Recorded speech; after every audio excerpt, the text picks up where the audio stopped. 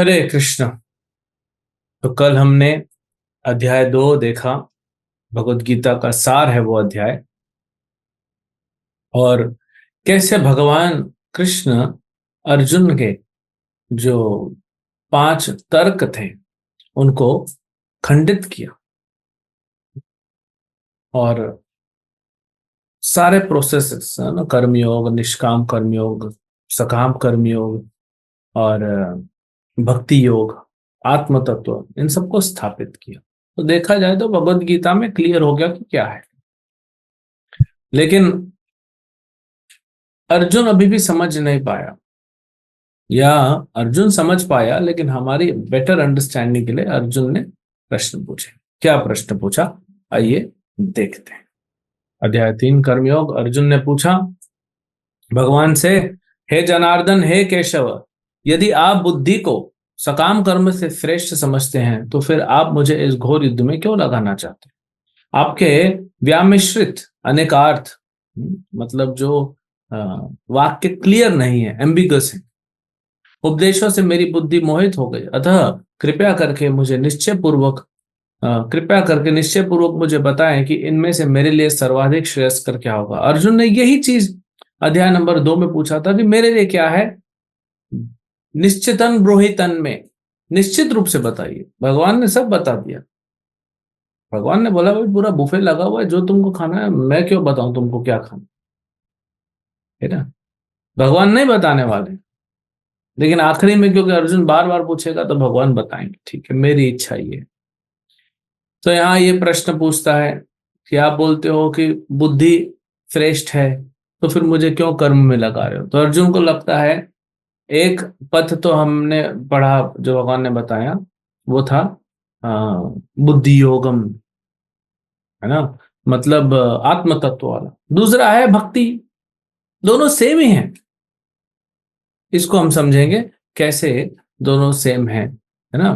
तो भगवान यहाँ पे कहते हैं कि, उत्तर देते हुए, चलिए पहले आपको ये थोड़ा सा समझाते हैं कि ये है क्या चीज आत्म तत्व। देखिए, आज हम कर्मयोग पढ़ रहे हैं, बहुत सारे मिसअंडरस्टैंडिंग्स हैं कर्मयोग को लेकर कि कर्मयोग है क्या चीज। लोग सोचते हैं कि कर्म से सिद्धि प्राप्त होगी, या कुछ लोग सोचते हैं कर्म छोड़ने से सिद्धि प्राप्त होगी, क्योंकि कर्म बंधन का कारण। तो दोनों ही सही है, दोनों सही नहीं भी है। इसको एक प्रॉपर अंडरस्टैंडिंग, एक प्रॉपर पर्सपेक्टिव से हमको देखना पड़ेगा।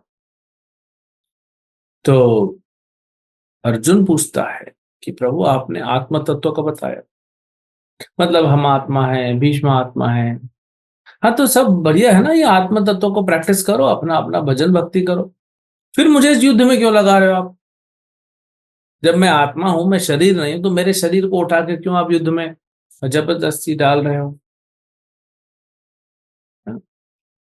तो भगवान इसको बताएंगे कि भले ही तुम आत्मा हो अर्जुन, लेकिन बिना कर्म के तो रह नहीं सकते ना, शरीर तो है ना तुम्हारे पास। तो थोड़ा इसको समझते हैं कि कर्म क्या है। 3 चीजें है ना। मैं थोड़ा पहले बता देता हूँ, ये आगे बताई जाएंगी भगवान द्वारा, लेकिन मैं आपको पहले बता देता हूँ कि 3 चीजें क्या होती हैं, कर्म, अकर्म और विकर्म। कर्म क्या होता है, सामान्य हम बोलचाल भाषा में बोलते हैं कर्म मतलब कुछ भी कार्य करना। मैंने हाथ उठा दिया, ये कर्म है ना। तो कुछ भी कार्य किया, मैंने बिजनेस किया, वो मेरा कर्म है। नौकरी करता हूं, मेरा कर्म है। पैदल चल रहा हूं, कर्म है। तो इसीलिए ये प्रॉपर अंडरस्टैंडिंग, इसको कर्म नहीं बोलते। तो क्योंकि प्रॉपर अंडरस्टैंडिंग नहीं है लोगों को कि कर्म क्या है, तो इसीलिए लोग क्या करते हैं, कुछ लोग हिमालय चले जाते हैं कर्म को छोड़ के, क्योंकि कर्म को देख रहे हैं कि बंधन का कारण। यस, इस प्रकार का कर्म बंधन का कारण है, लेकिन कर्म छोड़ने से आप कर्म से मुक्त नहीं हो रहे हो अभी भी। तो कर्म का अर्थ है जो भगवान ने शास्त्रों द्वारा हमारे लिए निर्धारित किया है कि मुझे क्या करना है, उसको बोलते हैं कर्म। अपनी मर्जी से नहीं करना है।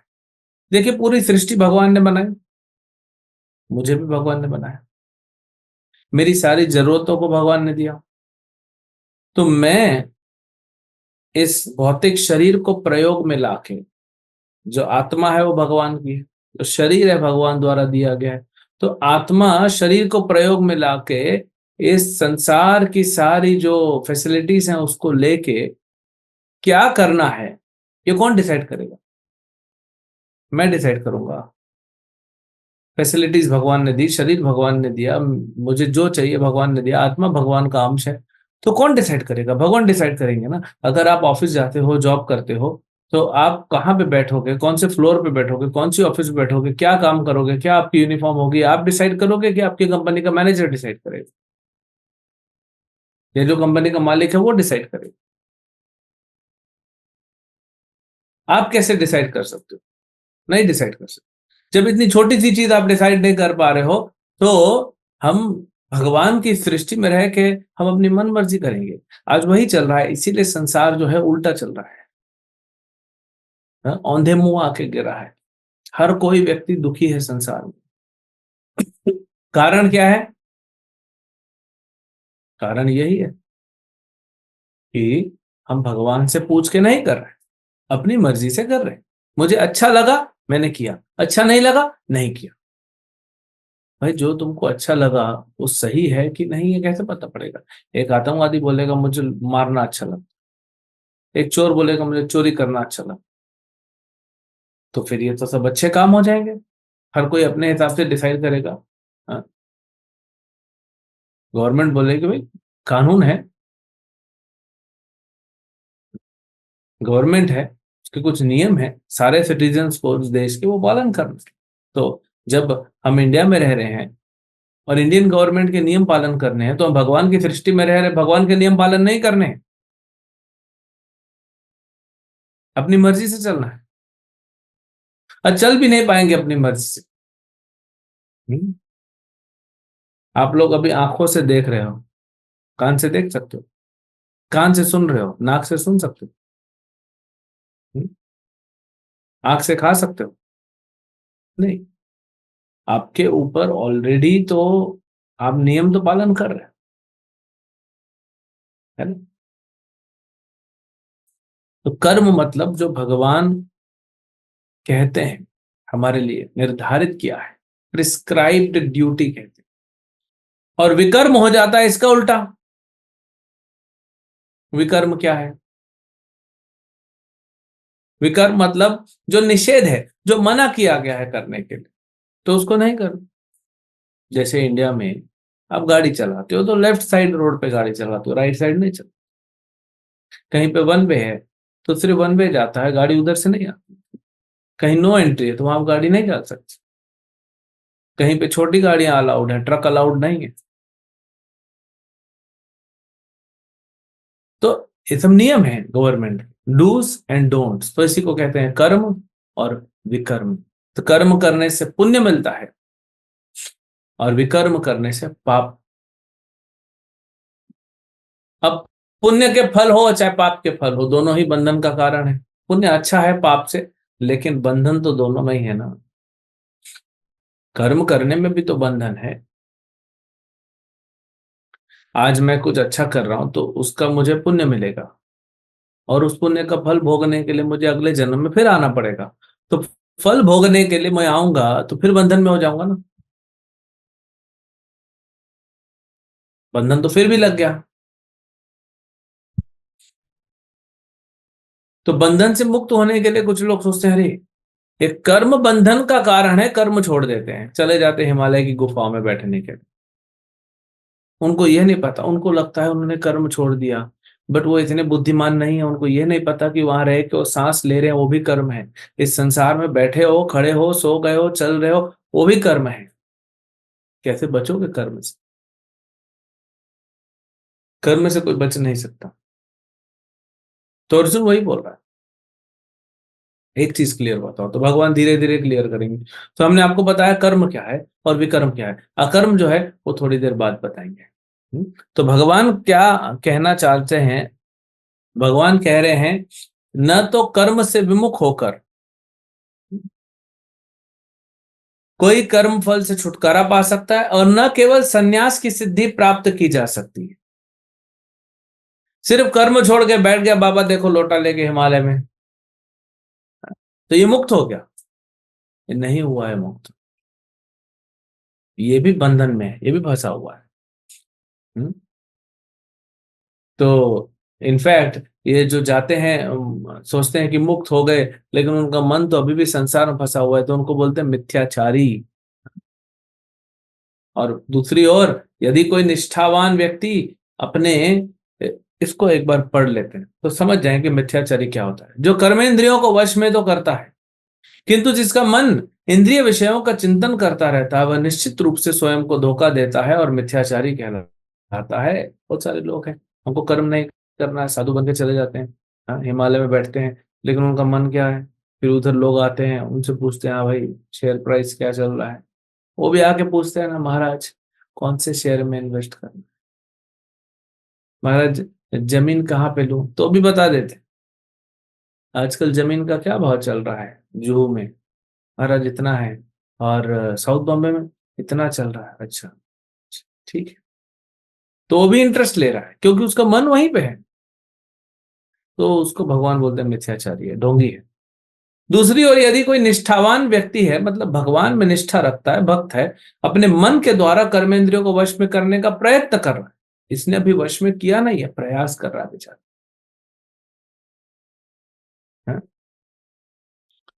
तो ये उत्कृष्ट है। तो कर्म से भागना लेकिन मन को संसार में लगाए रखना, ये कोई मोक्ष नहीं देगा। तो इसीलिए भगवान कहते हैं 8वें श्लोक में, अपना नियत कर्म करो क्योंकि कर्म न करने की अपेक्षा कर्म करना श्रेष्ठ है। अगर मैं अपनी जिम्मेदारी छोड़ दिया हूं, बिना समझे कि जिम्मेदारी छोड़ के कब हम जा सकते हैं, आगे आएगा बताएंगे भगवान, तो कर्म करो इससे अच्छा। अगर कोई बोलता है नहीं मेरे को मंदिर में रहना है, मेरे को साधु बनना है, ब्रह्मचारी बनना है, और मंदिर में रह के सिर्फ सो रहा है, खा रहा है बस, और कुछ नहीं कर रहा है, तो मिथ्याचारी है। मंदिर में क्यों आए हो आप यहाँ पे सेवा करने आए हो, तो अगर सेवा रत नहीं हो तो बाहर जाओ, इससे अच्छा जाके कुछ नौकरी करो, धक्के खाओ, अपने परिवार को पालो, वो अच्छा है, न कि मंदिर में बैठना या किसी मठ में बैठना, किसी धाम में बैठना और काम कुछ नहीं करना। ये आलसी लोग हैं आजकल, बहुत सारे ऐसे आलसी लोग आपको मिलेंगे, ये जिम्मेदारी से भागने वाले लोग। तो भगवान बोलते हैं इससे अच्छा है कि तुम कर्म करो। तो कोई पूछेगा कि कर्म में भी बंधन है, कर्म नहीं करने में बंधन है। अब कर्म करना कर्म नहीं करने से श्रेयस्कर है, ठीक है, सुपीरियर, कर्म करना अच्छा है कर्म नहीं करने से, ठीक है। तो प्रश्न ये आता है लेकिन कर्म करता हूं तो महाराज फंस जाता हूं ना। तो अब भगवान बताएंगे कर्म करके मोक्ष कैसे प्राप्त करना है, इसको कहते हैं अकर्म। ये है भक्ति योग। हमने आपको बताया कर्म मतलब जो भगवान द्वारा निर्धारित है शास्त्रों में, लेकिन वो सकाम कर्म है, कर्म करो फल प्राप्त करो, कर्म करो फल प्राप्त करो। और दूसरा है विकर्म, कर्म करो हर पाप लेके आओ घर में। लेकिन तीसरा कैटेगरी है अकर्म, कर्म करते हैं लेकिन उसका कोई फल नहीं बनता, ना नेगेटिव ना पॉजिटिव, कुछ भी नहीं, लेना देना जीरो। तो जब आपका अकाउंट जीरो हो जाएगा तो आप क्या करोगे? इस संसार से कोई मतलब ही नहीं। भगवान बोलेंगे इसका अकाउंट जीरो, ये क्या कर रहा है यहाँ पे, तुरंत अपने धाम बुला लेंगे। उसी को मोक्ष कहते। तो जब तक कोई अकर्म में नहीं लगता मोक्ष प्राप्त नहीं कर सकता। अकर्म में कर्म करेगा लेकिन सिर्फ कृष्ण के लिए कर्म करेगा, अपने लिए नहीं, है ना। तो किस तरह के कर्म कर रहे हैं भगवान यहाँ पे 9वें नंबर श्लोक में बताते हैं।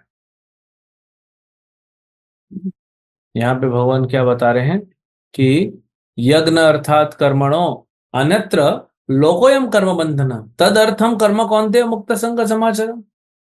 यज्ञ अर्थात कर्मणो, अर्जुन यज्ञ के लिए कर्म करो, यज्ञ अर्थात यज्ञ के लिए। यज्ञ कौन है?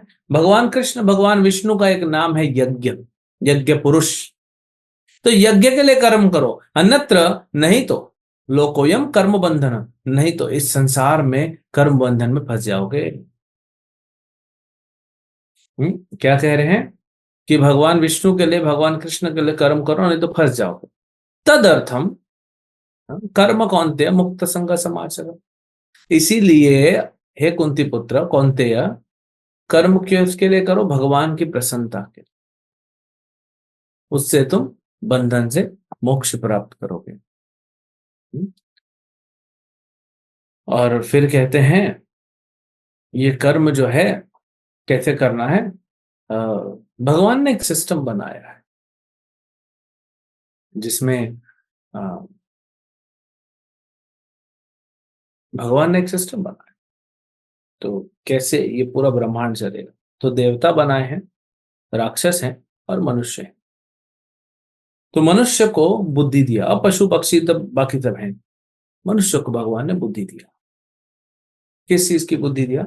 धर्म करने की। जो मनुष्य धर्म के कार्य में नहीं लग रहा है, धर्मे नहीं न पशु भी समान, वो मनुष्य पशु के समान। वो मनुष्य पशु के समान है, धर्मे नहीं न पशु भी समान। तो धर्म करना है और धर्म के लिए उसको शास्त्र पढ़ने। तो भगवान ने क्या किया, मनुष्य को बुद्धि दी और बोला बेटा ये लो शास्त्र पढ़ो। शास्त्र पढ़ के तुम कोलैबोरेट करो, भगवान की भक्ति करो, यानी मेरी भक्ति करो। भगवान कह रहे हैं मेरी भक्ति करो। और मैंने देवताओं को रखा है, तो उनको अपने मैनेजर्स है मेरे वो। भगवान के मैनेजर्स कौन है इस संसार में? देवता। तो देवताओं को रखा है, वो तुमको फैसिलिटी देते रहेंगे। मतलब तुम अगर अपना धर्म कर रहे हो तो सही टाइम पे बारिश होगी, सही अनाज उगेगा, कहीं बाढ़ नहीं आएगा। ये सब क्या है? सब देवताओं के त्योहार है ना। बाढ़, भूकंप, सुनामी, हरिकेन, ये वो, बारिश, अकाल, ठंडी बहुत ज्यादा, गर्मी बहुत ज्यादा, ये सब कहाँ से आ रहा है? देवताओं से आ रहा है। क्यों गड़बड़ी हो रही है इसमें? देवताओं को मजा आ रहा है? नहीं, वो तो ड्यूटी कर रहे हैं ना। मैंने कहा ना वो मैनेजर है। सी देवता हमारे जैसे ही जीव है, लेकिन हमसे हायर स्टैंडर्ड पे। वो भगवान नहीं है। इंद्र, चंद्र, सूर्य, ब्रह्मा, ये भगवान नहीं है, ये देवता है। ये हमारे बड़े भाई जैसे। इनको हमारे पिता भगवान श्री कृष्ण ने कहा है कि देखो ये बच्चे लोग हैं, अगर ये बच्चा पढ़ेगा 90% लाएगा तो उसको साइकिल देना, अगर 70% लाएगा तो उसको फुटबॉल देना, अगर 60% लाएगा तो उसको चॉकलेट देना, और 60 से नीचे लाएगा तो कान के नीचे 2 चिपका देना। है ना? ये पिता ने बड़े भाई को बोल दिया, छोटे भाई के लिए नियम बना दिया। और छोटे भाई को क्या बोला? देखो ये तुम करोगे तो ये मिलेगा, ये मिलेगा। अब हम अभी मैंने कहा ना, सब पाप कर्म में लगे, अधर्म में लगे। अधर्म में लगने से क्या हो रहा है? अधर्म में लगने से हम लोग 60 के नीचे, 50 के नीचे, 40 के नीचे, 10 के नीचे ऐसे मार्क्स ला रहे हैं, तो पिटाई हो रही है। नहीं तो इतनी ठंडी या इतनी गर्मी, गर्मी में लोग मर रहे हैं, ठंडी में लोग मर रहे हैं, बारिश में लोग मर रहे हैं, अकाल में लोग मर रहे हैं, भूकंप से लोग मर रहे हैं। हाँ, हर तरफ सिर्फ लोग मर रहे हैं। अभी बारिश का मौसम आ जाएगा कुछ महीना, अभी तो गर्मी आएगी, गर्मी में लोग मरेंगे। फिर बारिश आएगी, इधर बादल फटा, उधर बादल फटा, उधर बादल फटा, फिर वो मरेंगे लोग। जो नहीं मरेंगे दुख में रहेंगे। तो सबको दुख मिलेगा। आधि दैविक क्लेश इसको बोलते। तो अगर तुम धर्म करोगे अर्जुन, हमको कह रहे हैं, हम सबको अर्जुन के द्वारा, तुम धर्म करोगे तो देवता तुमको फैसिलिटी देते रहेंगे जो तुमको चाहिए। कितना अच्छा भगवान ने सिस्टम बनाया। भगवान कहते हैं देखो तुम लोग मेरे बच्चे हो, भटक गए हो, इस संसार में आ गए, ठीक है, नो प्रॉब्लम, जेल में आ गए, लेकिन मैं फिर भी तुमको प्रेम करता हूं और तुम्हारे लिए अच्छी फैसिलिटी बनाई, तुम्हारे लिए अच्छी फैसिलिटी बनाई है।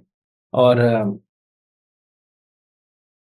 ऐसा ऐसा तुम नियम पालन करते हो, ये कर्म करो, और मैंने देवताओं को स्टॉक दे दिया है, वो तुमको टाइम टू टाइम रिलीज करते रहेंगे और तुम आनंद में जियो।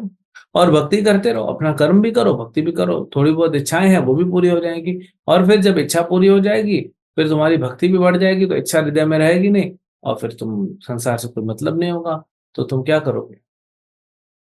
मृत्यु के समय मेरे धाम को वापस आ जाओगे, मोक्ष प्राप्त करोगे। कितना अच्छा पूरा प्रोग्राम बना के दिया है भगवान ने। हम बुद्धू हैं, मूर्ख हैं, आ गए इस जेल में, इस संसार में। भगवान बोलते हैं नो प्रॉब्लम, आ गए ना, फिर भी मैं तुम्हारे लिए एक अच्छा सिस्टम बना के एंजॉय। भौतिक संसार में भी जैसे तैसे रह लो, थोड़ा सह लो, थोड़ा रह लो, और फिर मेरे धाम पे वापस आ जाओ। इससे ज्यादा दयालु संसार में कोई व्यक्ति देखा? इसलिए उद्धव जी कहते हैं कम्बा दयालु शरणम व्रजमा। अरे कृष्ण से दयालु कौन है? पूतना जो जहर पिलाने आई थी उसको तो मां बना दिया, तो फिर उनसे ज्यादा दयालु कौन है? देखिए हम फंसे हुए मूर्ख लोग हैं, हमारे लिए पूरा सिस्टम बनाया। भगवान को पता है हम अंधेरे में नहीं रह सकते, तो हमारे लिए सूर्य बनाया। रात को अंधेरा हो जाएगा, फिर भी थोड़ा बहुत तो लाइट चाहिए। हाँ, तो नाइट लैंप लगा दिया चंद्र के रूप में, वो भी एडजस्ट होते रहता है, कम ज्यादा चलते रहता है 15-15 दिनों में। भगवान ने हमें अनाज दिया खाने के लिए, अब पहनने के लिए कपड़े दिए, अच्छा सा ऑक्सीजन दिया, फ्रेश एयर, फ्रेश पानी का हर जगह सुविधा किया, सब कुछ अच्छे से करके दिया। हमने सब बर्बाद कर दिया और रुक नहीं रहे। तो जब हम बर्बाद करते हैं, रुकते नहीं हैं, तो भगवान क्या करते हैं फिर? भगवान कुछ नहीं करते, प्रकृति अपने आप करती है ना? कैसे करती है देखिए। अभी मान लीजिए मैंने हाथ यहाँ रखा, और यहाँ पे नीचे आग जल रही, और आग के ऊपर हाथ है, तो क्या होगा? आप बोलोगे हाथ जल जाए, नहीं जले। क्यों? क्योंकि जैसे ही आग की गर्मी लगेगी मैं हाथ हटा दूंगा। नींद में रहूंगा तो भी। क्यों? ब्रेन में एक फंक्शन है, जहां अनकंफर्टेबल हुआ, जहां खतरा हुआ, वहां से हटा देगा। आप रात को गहरी नींद में सोए हो 2 बजे, एक मच्छर आके आपके सर पे बैठ जाए, आप क्या करते हो?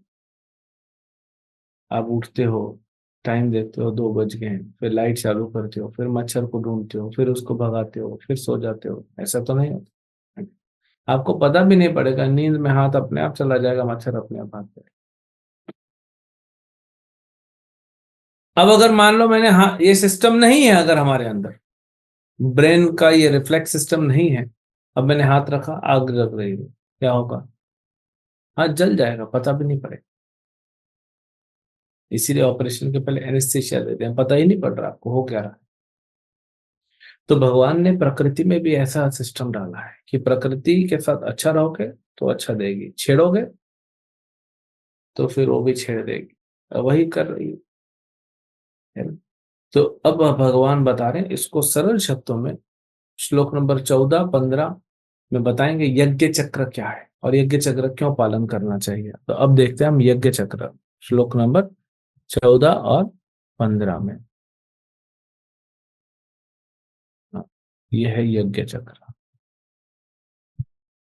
इसमें क्या है देखिए, ये 14 और 15 का समरी है। इसको आप समझ जाएंगे तो आपका हर कर्म को आप समझ जाएंगे, कैसे एक सुखद जीवन जीना है और भगवान के धाम लौटना है मृत्यु के पश्चात, ये सब समझ जाएंगे। इसको थोड़ा ध्यान से सुनिए। सबसे पहले वहां लिखा है कर्तव्य। कर्तव्य मतलब कर्म करना, तो हमको कर्म करना। वो कर्म से क्या होगा? हम जो कर्म करेंगे उससे देवता प्रसन्न होंगे, वही कर्म हमारा क्या बनेगा? Act of sacrifice. जब हम जो करते हैं ना यज्ञ, एक तो यज्ञ होता है स्वाहा स्वाहा, एक वो यज्ञ होता है, एक होता है कर्म से, तो कर्म के द्वारा यज्ञ करो, तो कर्म करेंगे वो भी यज्ञ है। और वो यज्ञ से क्या होगा? भगवान यज्ञ से प्रसन्न होके देवताओं को बोलेंगे इनको बारिश दो, तो वर्षा आएगी। बारिश से क्या होगा? बारिश से अच्छी खेती होगी, अच्छी फसल होगी, अच्छा अनाज मिलेगा। अनाज लेके हम अच्छे अच्छे स्वादिष्ट व्यंजन बनाएंगे और भगवान को भोग लगाएंगे। और कर्म कैसे करना है कहां पे दिया है? वेदों में दिया है। तो ये चक्र है। देखिए, वेद पढ़ेंगे, हम कर्म करेंगे, कर्म करेंगे तो यज्ञ होगा, यज्ञ होगा तो वर्षा होगी, वर्षा होगी तो अनाज मिलेगा, अच्छा अनाज मिलेगा तो उससे भोजन बनाएंगे, भोजन भगवान को भोग लगाएंगे, और भगवान ने ही हमको वेद भी दिए हैं, तो ये पूरा चक्र बन जाता है। इसको बोलते हैं यज्ञ चक्र।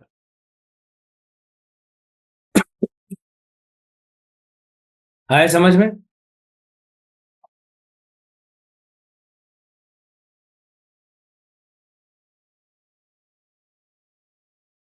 अब जो व्यक्ति इस यज्ञ चक्र को पालन नहीं करता, भगवान बोलते हैं वो पाप में जीवन जीता है और अपना जीवन व्यर्थ में गंवा रहा है। क्या कर रहा है? जो व्यक्ति यज्ञ चक्र का पालन नहीं कर रहा, व्यर्थ में। अभी देखिए क्या हो रहा है, कर्तव्य ठीक से नहीं हो रहा है, वेदों के द्वारा नहीं हो रहा है, लोग काम तो कर रहे हैं लेकिन वेदों के अनुसार नहीं कर रहे, अपनी मन मर्जी से कर रहे हैं, तो अकर्म में, सॉरी, विकर्म में ज्यादा लगे हुए हैं। तो उसके कारण क्या हो रहा है, कहीं बहुत ज्यादा बारिश हो रही, तबाही मच रही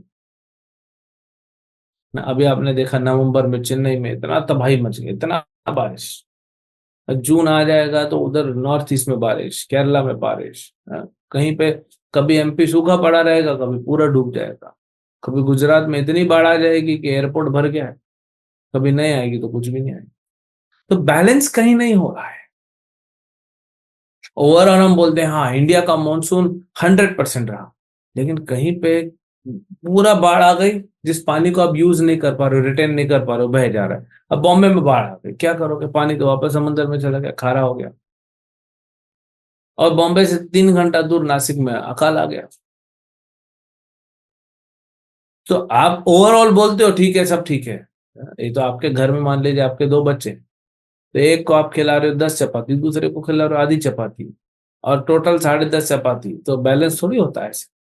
इसको बैलेंस थोड़ी कहते हैं। तो गवर्नमेंट बोल देती है कि वो तो ठीक है, ओवरऑल इंडिया में 100% या 95% या 105% मानसून हुआ, लेकिन कहीं पे बाढ़ में लोग मरे हैं, कहीं पे किसानों के पास पानी नहीं है से खेतों को सींचने के लिए। तो इसीलिए जो यज्ञ चक्र का पालन नहीं करेगा वो पाप में जीवन जी रहा है, जैसे आजकल हो रहा है। अब यज्ञ क्या है? तो यहाँ पे श्रीमद् भागवतम में इसका वर्णन है कि कलयुग में बुद्धिमान व्यक्ति देवत्व के अवतार की पूजा करने के लिए सामूहिक जप करेंगे, जो लगातार कृष्ण का नाम गाते हैं। यद्यपि उनका रंग काला नहीं है, वे स्वयं कृष्ण हैं। उनके साथ उनके सहयोगी, नौकर, हथियार और गोपनीय साथी भी हैं।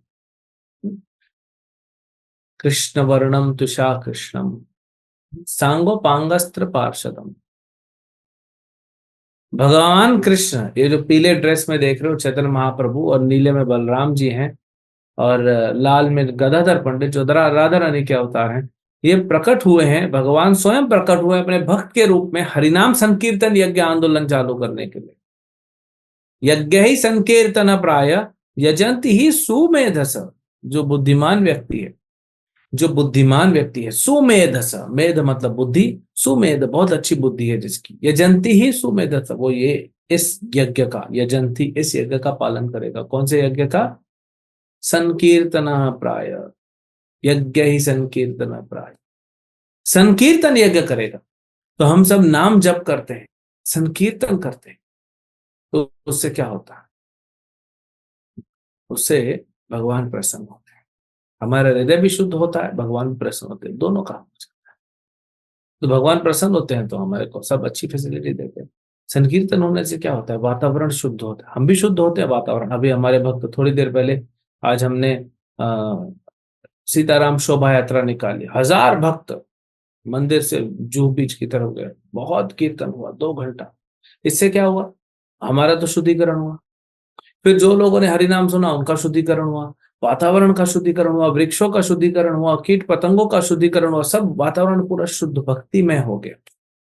ऐसा वातावरण अगर पूरा फैल जाएगा बॉम्बे में, तो वहां रहने वाले लोग जो भक्ति नहीं भी करना चाहते, उनको भी वो भक्ति की हवा मिल जाएगी ना, तो वो भी प्रभावित हो जाएंगे। इसीलिए इस संकीर्तन के चैतन्य महाप्रभु ने दिया। कोई सो रहा है, आप कीर्तन कर रहे हैं, उसके कान में आवाज जा रही है, उसके आसपास जो ऑरा बन रहा है वो भक्ति में ऑरा बन रहा है, उसका फायदा करना। तो ये भगवान बताते हैं कि कर्म करना है, लेकिन भगवान कृष्ण के लिए कर्म करना है। और कर्म शास्त्रों में जो निर्धारित है वही कर्म करना है। अब कर्म कौन नहीं कर, कौन है जिसके लिए कर्म करना जरूरी नहीं है, वो भगवान बताएंगे। और फिर भगवान बताएंगे आप शुद्ध हो गए, आपके लिए कर्म करना जरूरी नहीं है, तो भी आप कर्म करो। क्यों? दूसरों के लिए उदाहरण प्रस्तुत करने के लिए।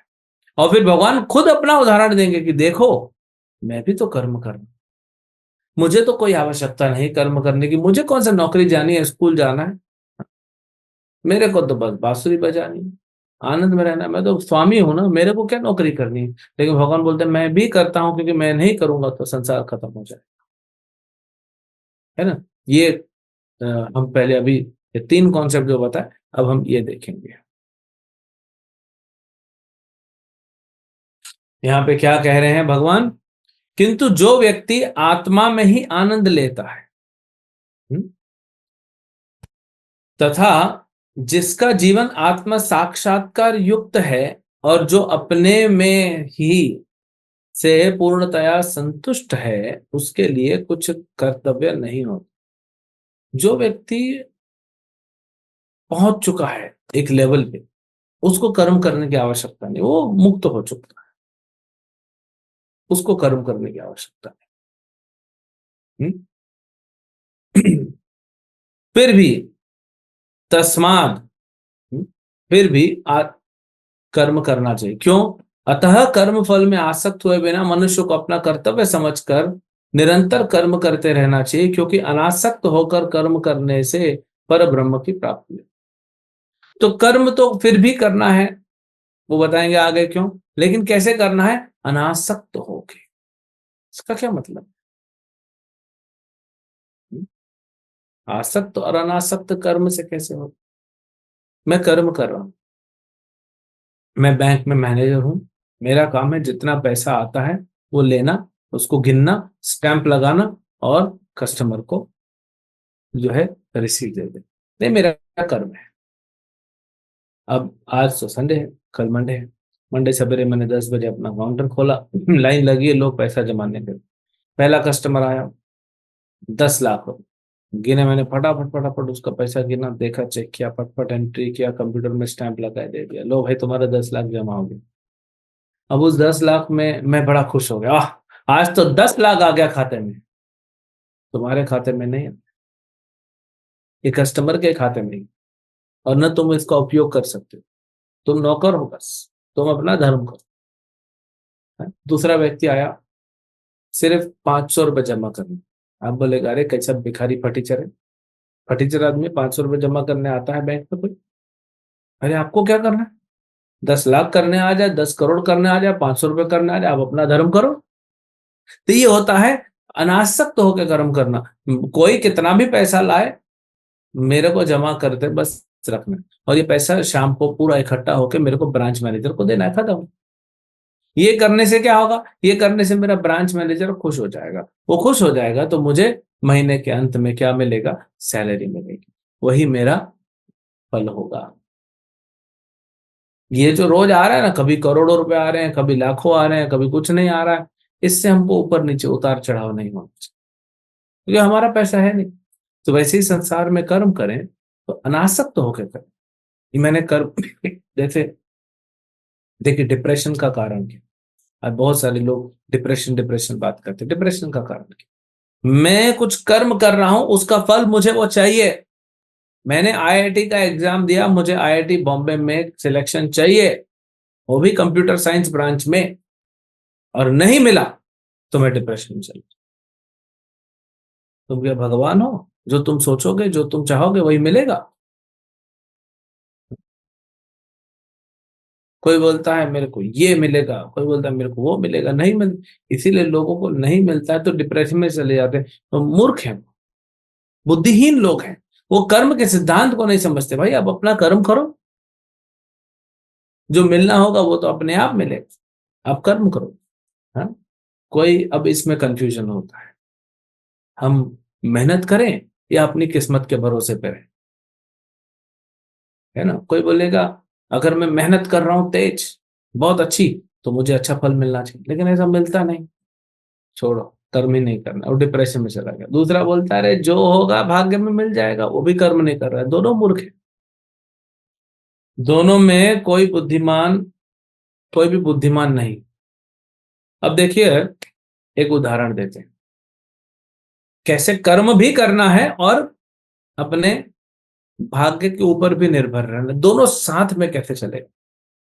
अब मान लीजिए आप में से किसी का जन्मदिन है, मान लीजिए आज जन्मदिन, लेक्चर खत्म करके मैंने कुछ गिफ्ट अरेंज करके अभी 9 बजे लेक्चर खत्म करके मैं आपके पास आया, आपको बोला हैप्पी बर्थडे। अब उसके अंदर क्या गिफ्ट है वो आपको पता है? नहीं। मुझे पता है, हाँ, क्योंकि मैंने ही दिया है। अंदर जो गिफ्ट है वो आपको मिला, बॉक्स पैक, लेकिन उसको आप उपभोग कर पाओगे कब? आप उस गिफ्ट को कब रिलीज कर पाओगे या जान पाओगे? जब आप उस पैकेट को खोलोगे। अगर नहीं खोलोगे तो नहीं मिलेगा। भले वो आपके पास है, लेकिन अंदर क्या है वो नहीं मिल पाएगा। उसके लिए मेहनत करनी पड़ेगी। लेकिन क्योंकि मेहनत कर रहे हो, इसीलिए आपकी इच्छा अनुसार अंदर सामान नहीं मिलेगा।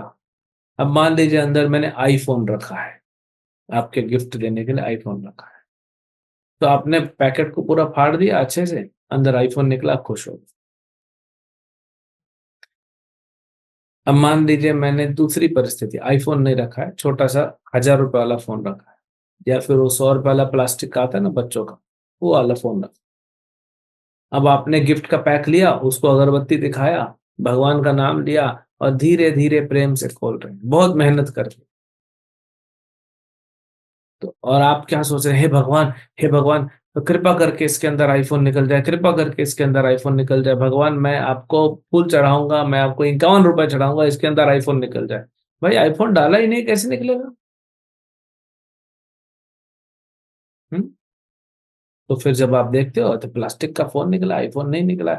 हे भगवान, मैंने तेरा इतना भक्ति किया, तूने मेरा कुछ नहीं सुना, जा, आज से मैं तेरा भी नहीं सुनूंगा, मैं कोई भक्ति नहीं करूंगा, तेरा मेरा संबंध खत्म। ऐसे मूर्ख लोग। तो आपके कर्म, आपके भाग्य में जो पूर्व के जन्मों के अनुसार जो आपने कर्म किया, वो फल आपका आएगा। उसके लिए मेहनत करो, आपको मिल जाए।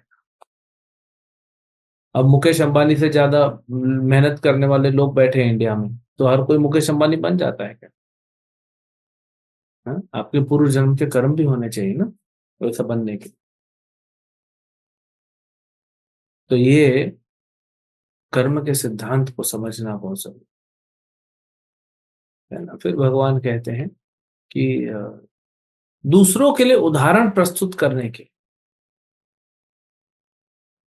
कई बार अ, जैसे छोटे बच्चे होते हैं, 6th क्लास 7th क्लास में पढ़ रहे हैं, और तो घर वाले क्या करते हैं, इनका एग्जाम है, तो घर मम्मी बोलती है, मम्मी पापा बोलते हैं ठीक है 1 महीने तक हम टीवी नहीं देंगे, टीवी चालू नहीं हो, क्योंकि इसका एग्जाम है, इसके लिए हम भी सेक्रीफाइस करेंगे।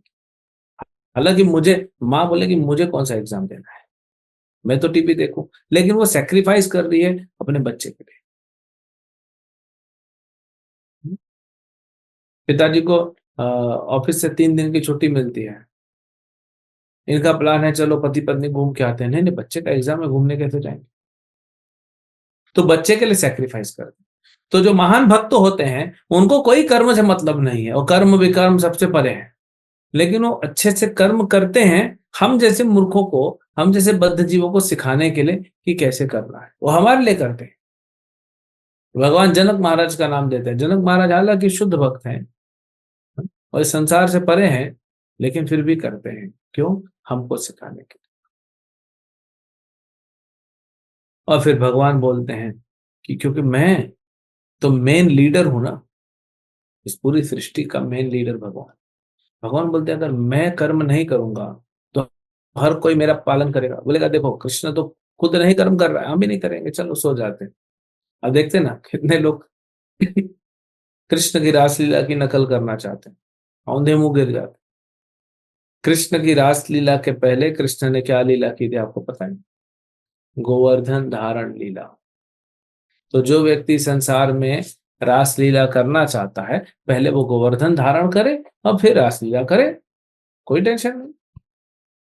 पहले गोवर्धन धारण तो करो, है? अपने उल्टे हाथ की छोटी सी उंगली पे, और फिर जाके रासलीला करो। तो भगवान हमारे लिए करते हैं, तो क्या जरूरत है भगवान को कुछ भी नियम पालन करने की?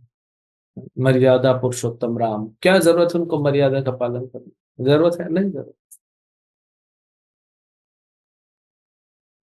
तो इसीलिए भगवान करते हैं। तो ये कर्म के सिद्धांत को बहुत अच्छे से हमको समझना चाहिए। जब इसको समझेंगे तभी हम, हमको एक रोल मॉडल बनना है, ये हमने बताया आपको। यद यद आचरति श्रेष्ठ तत्तदेव तरो जनः स यत् प्रमाणम कुरुते लोकस्तद अनुवर्तते। आप महान बनो, लीडर बनो, रोल मॉडल बनो, और ये सब आपकी जिम्मेदारी है। आप जितने भी भक्त हैं, आपकी जिम्मेदारी है रोल मॉडल बनना दूसरे के लिए, एक आदर्श बनना दूसरे के लिए, कि दूसरे आपको पालन करें और उनकी भी प्रगति हो जाए। ऐसा नहीं कि आप भी खड्डे में जा रहे हो, दूसरे जो आपको पालन कर रहे हो वो भी खड्डे में जा रहे हैं। जैसे प्रभुपाद में देखो, ये है रोल मॉडल, एक आदर्श है प्रभुपाद। हाँ, तो सिर्फ प्रभु, इसलिए प्रभुपाद के जीवन के ऊपर एक पुस्तक लिखी हुई है, प्रभुपाद लीलामृत, जरूर पढ़िएगा। बहुत आनंद भी आएगा और आश्चर्य से भर जाएगा आपका जीवन में, क्या किया है प्रभुपाद। तो श्रील प्रभुपाद लीलामृत पढ़िए और आनंद में रहिए, और शिक्षा भी लीजिए। भगवान बताते हैं, ये हमने किया। अब यहाँ पे भगवान क्या बताते हैं?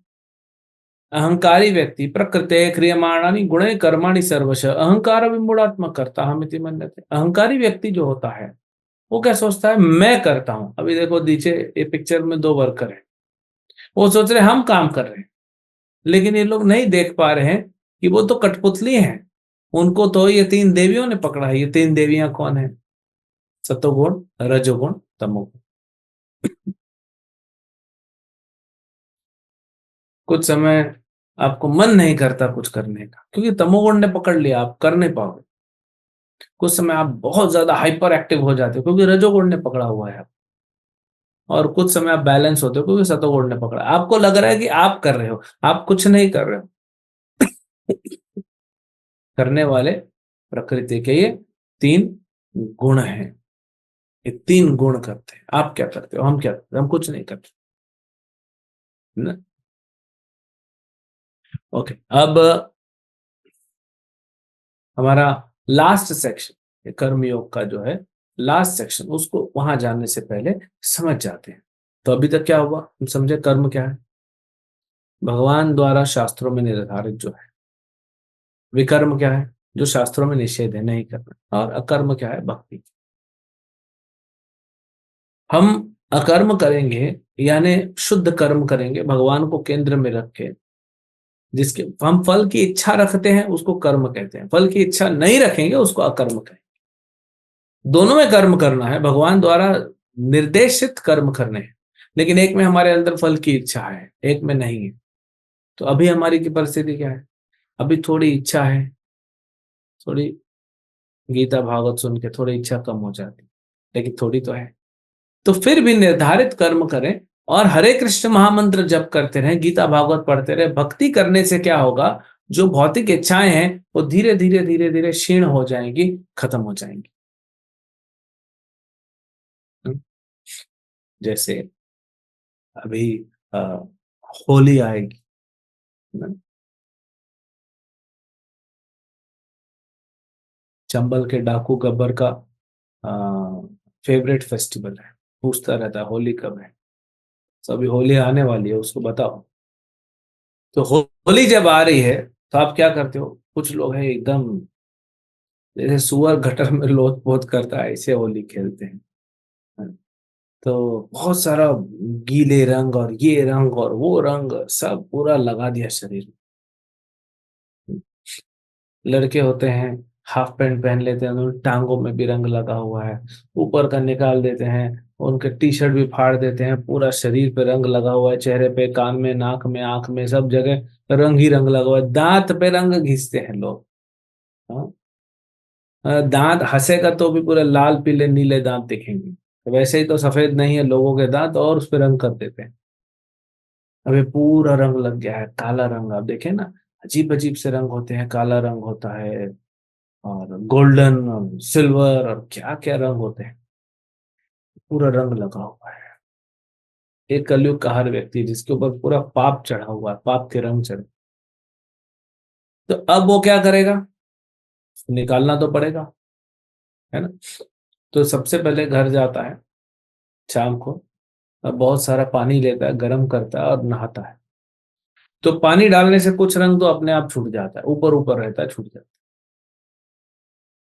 फिर वो साबुन लगा के घिसता है तो कुछ और रंग छूट जाता है। लेकिन फिर भी 1 घंटा नहाने के बाद भी बाहर निकलता है तो भी पूरा रंग नहीं छूटता है।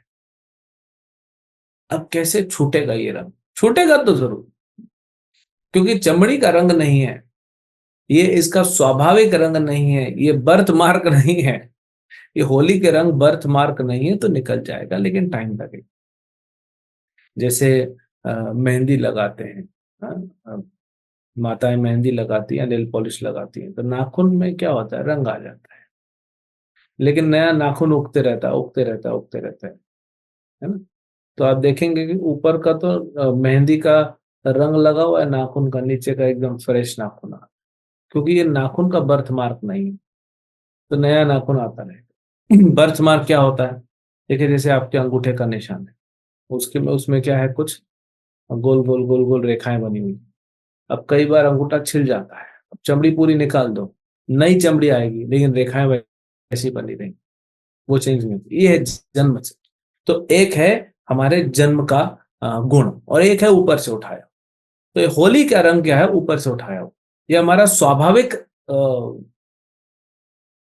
क्या बोलते हैं इसको, नेचर, हमारी स्वाभाविक प्रकृति नहीं, ये स्वाभाविक नहीं है हमारा, ये आर्टिफिशियल है जो ऊपर से डाल। तो अब ये भाई साहब नहाए, साबुन लगा के पता ना बाथरूम घिसने का ब्रश से शरीर घिस रहे हैं, लेकिन निकलता नहीं रहा। फिर भी मान लो 50% निकल, अब बाकी 50% निकलने के लिए धीरे धीरे धीरे धीरे उसको रोज नहाना पड़ेगा। अगर वो नहीं नहाता है तो रंग नहीं निकले, वो नहाएगा धीरे धीरे, उस दिन तो सोएगा भी पूरा, तो चादर वादर सब पूरा रंगीन हो जाता है ना। सफेद चादर पे सुला दो तो अगले दिन रंग करके दे देगा। तो धीरे धीरे नहाते वक्त क्या होगा, उसका रंग निकलता जाएगा, और 10 दिन में, 15 दिन में, 20 दिन में, 1 महीने में पूरा साफ। तो अभी हमारे ऊपर बहुत सारा पाप का फल है, पिछले जन्मों का पुण्य का फल है, मिक्स हो गया है पूरा, है ना? हमारा पूरा आत्मा के ऊपर क्या हो गया, कचरा आ गया। तो आत्मा को नहलाना पड़ेगा, जैसे शरीर को नहलाया होली का रंग निकालने के लिए, ऐसे ही आत्मा को नहलाना पड़ेगा। और कैसे होगा वो? हरे कृष्ण महामंत्र द्वारा, गीता भागवत श्रवण पठन द्वारा, भगवान को भोग लगा के प्रसाद खाने से, भक्ति के कार्य करने से, स्पेशली श्रवणम, हरे कृष्ण महामंत्र का जप करना, और लेक्चर सुनना गीता भागवत पे प्रामाणिक सोर्सेस से।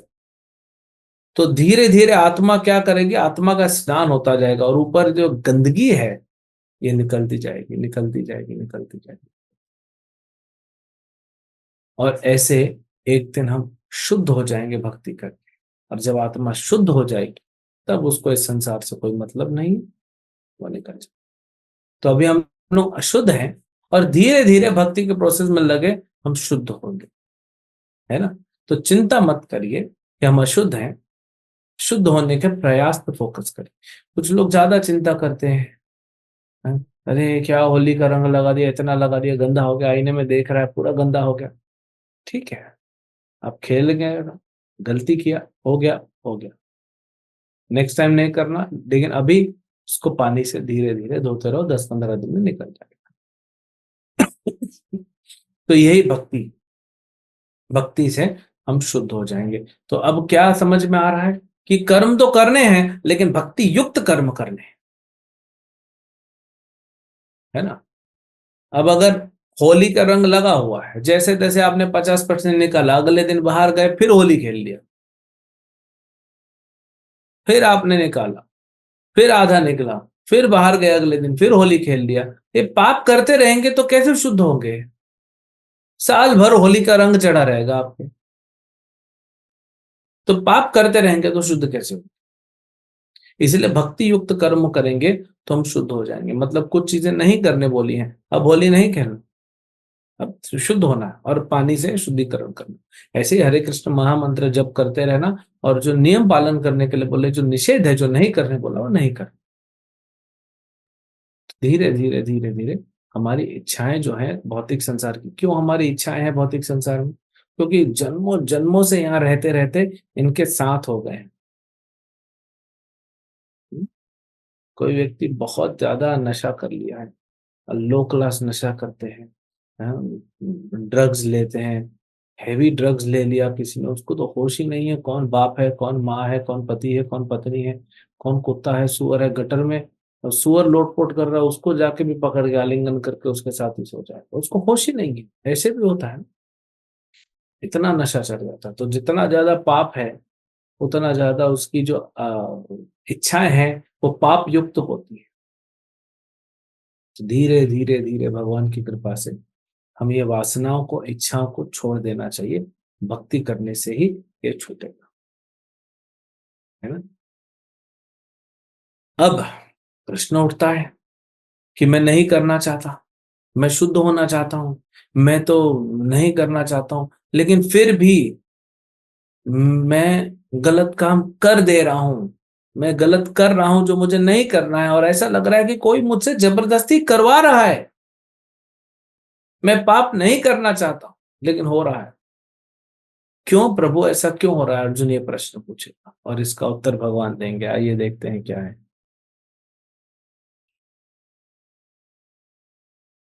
अर्जुन ने कहा, हे वृष्णिवंशी, मनुष्य न चाहते हुए भी पाप कर्मों के लिए प्रेरित क्यों होता है? ऐसा लगता है कि उसे बलपूर्वक उसमें लगाया जा रहा है। न चाहते हुए, अथक किरेन प्रयुक्तम पापम चरति पुरुष अनिच्छन्नपि वार्ष्णेय। अनिच्छा, इच्छा नहीं है फिर भी करता है। तो भगवान इसका आंसर देते हैं। श्री भगवान वाच, काम एष क्रोध एष रजोगुण समुद्भव महाशनो महापापमा विद्धि यह वैरिणम। भगवान ने कहा, हे अर्जुन, इसका कारण रजोगुण के संपर्क में से उत्पन्न काम है, जो बाद में क्रोध का रूप धारण करता है, और जो इस संसार का सर्वभक्षी सर्वभक्षी पापी शत्रु है। हमारी जो ये भौतिक इच्छाएं हैं, इसी कारण हम पाप करते हैं। तो ये इच्छाओं को हमें खत्म करना है। महाशनो, ये नाश करने वाला है, सर्वनाश कर देगा हमारा, क्योंकि हमारा शत्रु है। हाँ?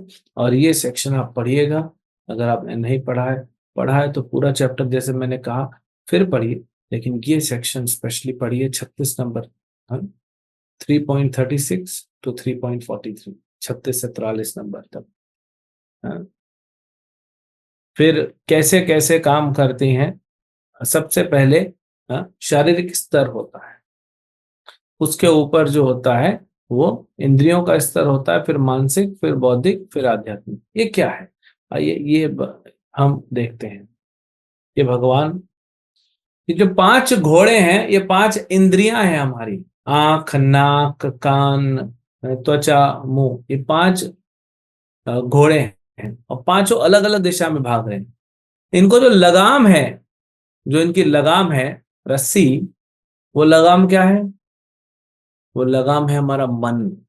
मन पकड़ा हुआ है इंद्रियों को, और मन को किसने पकड़ा है? ड्राइवर ने। वो ड्राइवर है बुद्धि, और पीछे जो पैसेंजर बैठा है वो है आत्मा। आ रहा समझ? तो अब ये 5 घोड़े अलग अलग दिशा में भाग रहे हैं, इनको पकड़ना है तो क्या करना पड़ेगा? लगाम को तेज पकड़ना पड़ेगा। यानी मन को पकड़ना पड़ेगा। मन को कौन पकड़ेगा? बुद्धि, क्योंकि मन से ऊपर बुद्धि है। तो अभी हमारी बुद्धि कमजोर हो गई। जैसे यहां देखिए, ड्राइवर कमजोर हो रहा है। ड्राइवर कमजोर हो रहा है तो लगाम नहीं पकड़ पा रहा है, तो घोड़े अपने अपने दिशाओं में भाग रहे हैं। और सबसे ज्यादा तकलीफ किसको हो रही है इसमें?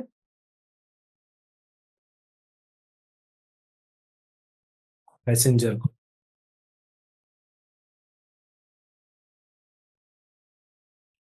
तो आत्मा को कष्ट क्यों हो रहा है? क्योंकि हमारी बुद्धि कमजोर हो गई है, दूषित हो गई है, दुर्बुद्धि हो गई है।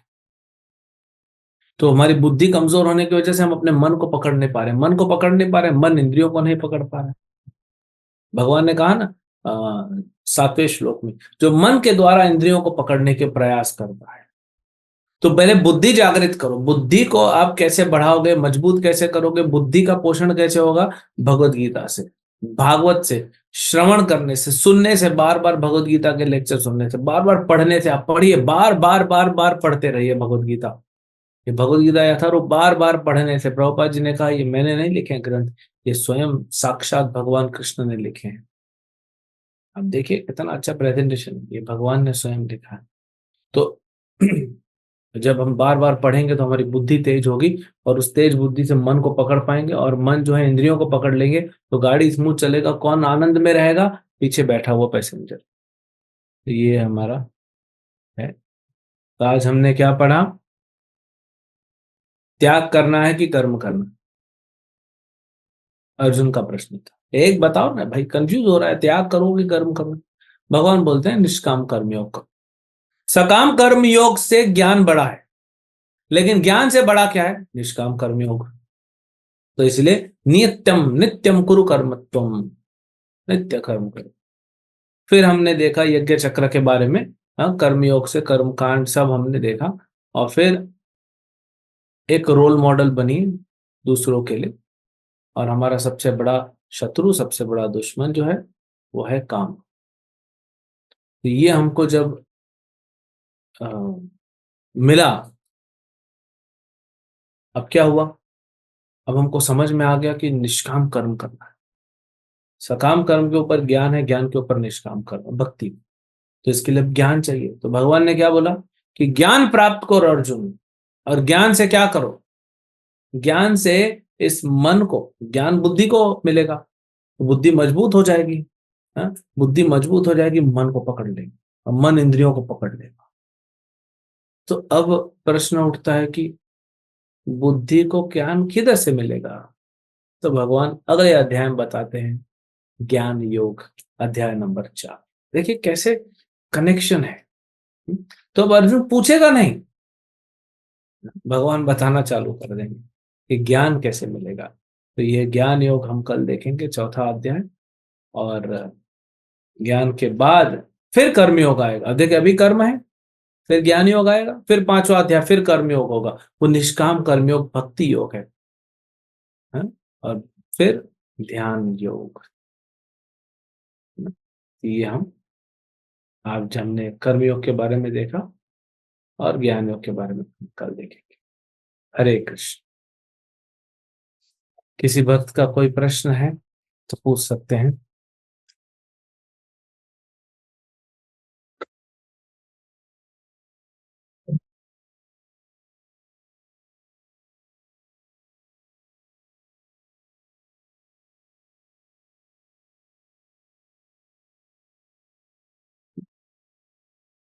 हरे कृष्णा। हरे कृष्ण। मुझे ना कल के अध्याय का एक क्वेश्चन है, आपको श्लोक बता रही हूँ।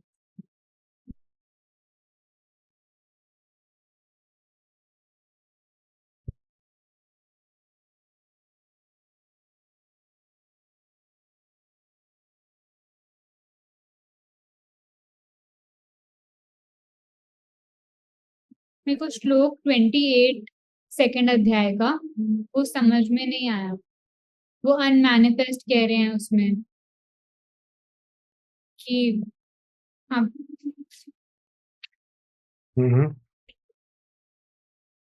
मतलब मुझे उसका एक्सप्लेनेशन भी जो दिया है वो भी समझ में नहीं आया, श्लोक भी समझ में ठीक है। तो अव्यक्तादीनि भूतानि व्यक्त मध्यानि भारत अव्यक्त निधनि एव च तत्र का परिदेवना। All the created beings are unmanifested in the beginning. Unmanifest मतलब अव्यक्त रूप में। इस संसार में नहीं थे हम पहले, है ना। संसार में आना, इसको मैनिफेस्ट होना बोलते हैं। जैसे एक, आप समझिए एक ड्रामा हो रहा है। सो स्टेज है, ऑडियंस को क्या दिख रहा है? स्टेज दिख रहा है। लेकिन स्टेज के अलावा क्या है? बैक स्टेज है। तो जब आर्टिस्ट बैक स्टेज में तैयार हो रहा है, वो ऑडियंस को नहीं दिख रहा है। तो वो अनमैनिफेस्टेड स्टेट में ऑडियंस के लिए, फिर वो आता है, वो मैनिफेस्ट होता है, और फिर वो चला जाता है बैक स्टेज, अनमैनिफेस्ट हो जाता है। तो ये है। ने जो वो सन वाला एग्जांपल दिया है, स्काई वाला, आप वो भी समझा सकते हैं क्या? कौन सा है? कल जो मैंने दिया था? नहीं, इस श्लोक में दिया हुआ है इसमें कि ठीक है, देखते हैं।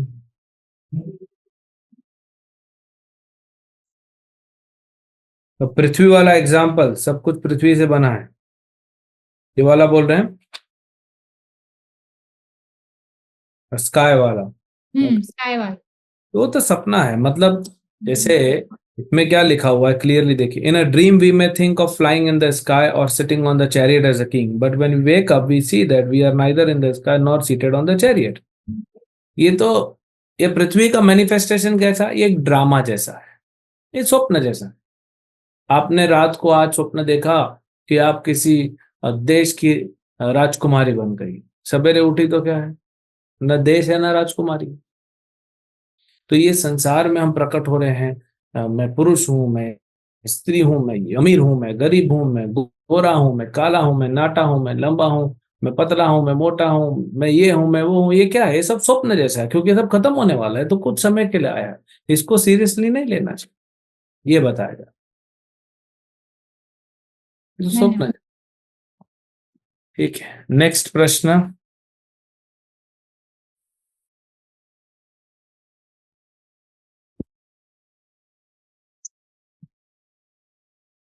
हरे कृष्ण प्रभु जी, दंडवत प्रणाम। हरे कृष्णा। प्रभु जी, मुझे श्लोक याद नहीं हो पाता है, तो कैसे करे प्रभु जी याद? अच्छा, माता जी आपका विवाह हो गया? जी प्रभु जी। बच्चे हैं? जी प्रभु जी। कितने उम्र के हैं? एक 9 इयर्स का, एक 7 इयर्स का प्रभु जी। एक, ठीक है, एक 9 इयर्स का है। 9 इयर्स का मतलब क्लास में होगा। जी जी, क्लास 4th। हाँ, तो क्लास 4th में होगा, उसको टीचर ने बोला है पोयम याद करके आओ, और आपको बोल रहा है मम्मी पोयम याद नहीं हो रहा है, तो आप उसको क्या आंसर दोगे? कि बार बार रीड करो, पढ़ो।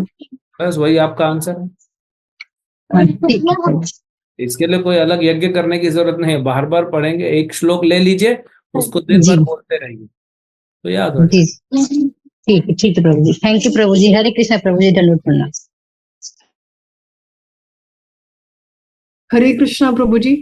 हरे कृष्णा। यस। हमने यज्ञ चक्र देखा, उसमें मुझे डिफरेंस समझ में नहीं आया कर्तव्य और त्याग के बीच में। वो कर्तव्य ही त्याग बन जाता है, अनासक्त भाव से कर्तव्य करेंगे तो वही अपने आप में सेक्रीफाइस हो जाएगा। 2 स्टेजेस में दिखाया है, जब कर्म करेंगे आप, कर्तव्य करेंगे लेकिन आसक्त हैं, तो वो त्याग नहीं बनेगा, त्याग में कन्वर्ट नहीं होगा।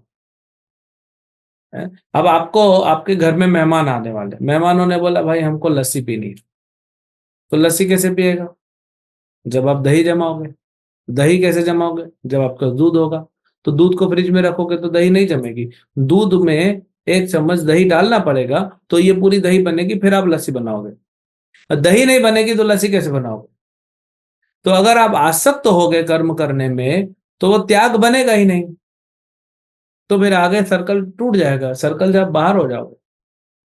लेकिन जब अनासक्त होकर कर्तव्य करेंगे तो वो त्याग बनेगा, और वही त्याग से आगे प्रोसेस चलेगा। ठीक है, ओके, नेक्स्ट क्वेश्चन। हरे कृष्णा प्रभु जी। हरे कृष्ण प्रभु। प्रभु, मेरा एक प्रश्न है। जैसे आज एकादशी है और बहुत लोगों ने फास्टिंग किया है, वैसे ही अलग अलग धर्म में अलग अलग एक रोजा होता है, क्रिश्चियनों का लेंसेस होता है। तो जब हम कोई भी भगवान के लिए कोई कार्य करते हैं, तो वो असक्त कर्म में ही आता है, या बस अपने धर्म के प्रभु का हम करेंगे तभी हम उसे असक्त माना जाता है? कैसा? क्योंकि नहीं, मेरे फैमिली में अलग अलग रिलीजन के लोग हैं, तो मैं कंफ्यूज हो जाता हूँ कि बस कृष्णा की ही करनी चाहिए या उनके धर्म की भी करूंगा तो वो एक ही प्रभु को पहुंचेगी, तो उसमें कैसे? नहीं, एक ही प्रभु को कैसे पहुंचेगी? आप देखिए, मोहम्मद पैगंबर, पैगंबर साहब ने क्या बोला? मोहम्मद साहब ने कि मैं मोहम्मद पैगंबर हूं, उनका नाम है मोहम्मद पैगंबर। तो पैगंबर मतलब क्या होता है? जो पैगाम लेके आया है। तो किसका पैगाम लेके आया? अल्लाह का। फिर जीसस क्राइस्ट बोलते हैं I am son of God, मैं तो भगवान का पुत्र हूं। मतलब भगवान नहीं है तो भगवान कौन है? क्राइस्ट। क्राइस्ट मतलब भगवान कृष्ण, है ना।